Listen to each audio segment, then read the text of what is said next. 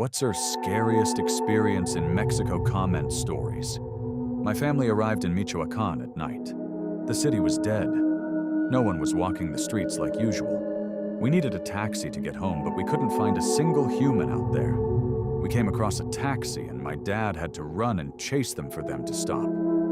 The driver told us to hide because death would be upon us soon. My dad begged for a ride, but the driver refused. He said he needed to come home to his family alive.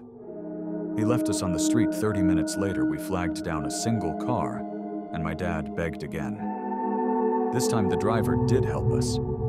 He made my brother and I hide underneath his car seats, and my mom had to hide on the floor of the car covered in blankets.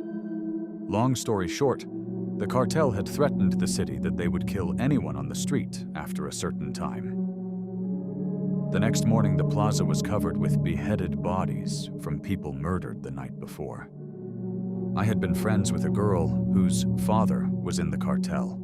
Her mom and other distant family had been killed by the cartel. Soon after some time, though, I wasn't well liked in school, and that included her to start to dislike me too. A friend of her friends had told me that she had told her dad that she really didn't like me, and if there was any way to get rid of me. This was all hearsay until those neighborhood group chats posted their usual list of people wanted by the cartel. And my name was on there. I was 14. I hadn't even done anything as bad as to hurt an animal. Luckily for me, I had an opportunity to leave the country and move back to the US. Used to live in the US anyway.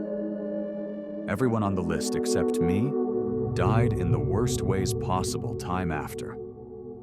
Last I heard of that family was that the dad was killed by another rival cartel, and that's why I'm not looked for anymore. I had heard somewhere around that the cartel knew that I had fled the country and were waiting for my return. I was born in America, but I had gone back and forth to Mexico all the time to visit my mom's family, since they were from Mexico.